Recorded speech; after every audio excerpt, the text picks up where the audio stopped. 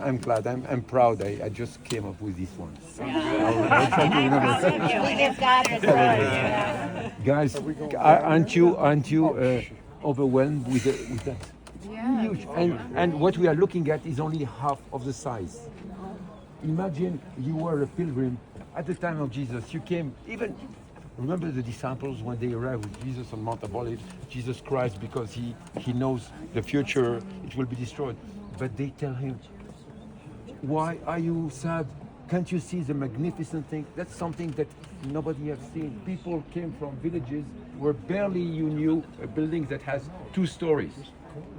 And you come here to a place that has 30, 40 stories high. You never saw something. Today we have TV. I know how New York looks like, and we have also Tel Aviv, Imagine 2,000 years ago, that building, and it was not even the temple. When you arrive here, you felt like a dwarf here. And you could not just, the Romans came here and they were not very happy that there was a temple, there was no idol in it. They say they are crazy, these Jews. They worship, they have the most beautiful temple in the world for a God that doesn't exist. It will take a long time for them to understand the essence of that divinity that the Jews and then later the Christians were worshipping. So that's one thing that you get it when you see these stones. I want you to see the stones at the corner. They are built like that, like a log cabin, at the corners to be strong. You see a long one stone? Look here, that's a long one. Look at it. And a long one this way. The one with the hole goes this way. This one goes this way and then continue. Can you see this? They weigh 100 tons, each one of these, at the corner. And there's not a piece of cement between them. Also, what gives the strength is that every layer is about 1 inch. There's an indent of about 1 inch. That means the wall is not exactly vertical, it's a little bit tilted inwards, like a pyramid. That's what gives the strength. And that is enough. The weight of the stones, the quality of the building, and even if it is a sustaining wall, like a terrace. Terrace in agriculture, you make just stone. Herod wanted it to be beautiful. And you see how they are carved. They have a nice border, very well carved, and they fit so exactly. Imagine a stone like that has to find the bottom where you place it completely flat. If you can take 2 pieces of wood, even if the wood is not completely straight, with some screws you make it fit. The stone doesn't go that way. The stone, even if you have one little, like the pea that broke the back of the princess, that here a little piece of stone that is not straight, the weight of other stone on top will make it break. Stone is not flexible. Stone is rigid and it has to be flat. Imagine when they were holding that big stone, somebody at the bottom was making it straight and say, hey friends, don't lose the rope, okay? I'm there underneath. Because if it's not completely flat and you put it on the layer below, it will break, no doubt.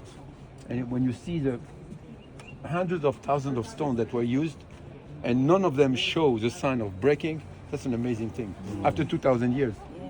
And the earth has moved many times. So we can see shops here. Can you see the damage of the shops? They are black, they're burned. That shows the burning here. The city was burned. Look, when the Romans destroyed the walls, they pushed them from up to the bottom. Can you see the heap of stone there? It was all the way to here. It was all the way, and it still continues. We just removed some to allow you to see the main street. Okay? So that's somewhere in one of these shops on that side or the other side used to be what? People, pilgrims came to buy, to sell, to buy food for themselves, to change money. Because you had to pay the half shekel. Only with a shekel of Tyre. Only with that money you could. So you brought your denaries, the drachmas, everything. You went to the money changer, so he gives you half shekel per mail. Okay? And so you can offer it at the temple. Jesus refers to that when he says the rich man gave a silver coin.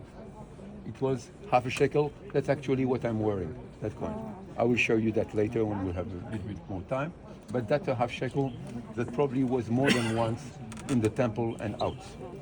So because it's the same period, it's 2,000 years old. Just to give you an idea, that and the poor widow who doesn't have to give anything, but she gave, and she gave 2 little coins, yes, and she gave more than the rich man, because it's not the value of the money, but the relationship. She gave everything. It's little, but she gave everything. While the rich gave what he was supposed to give, but not everything, and that's the difference. So that happens probably at the gate where we are going now. Tito, Is Yes. that the gate why do first some time? of these have a border on them, and up there the top ones don't have borders? I said that before. You I know didn't hear it, I'm what the sorry. Roman destroyed. Yeah. Then later, 600 years later, when the Arabs came and built the mosque, Right. they repaired. Hodgepodge. Yes, and they took whatever stone were, Right. small stone because it's easier, Yeah. and they cut them. You see that they built palaces here with the stones also. That's part of the palace from the 7th century. Okay, and it's obviously using stones from Herod's palace.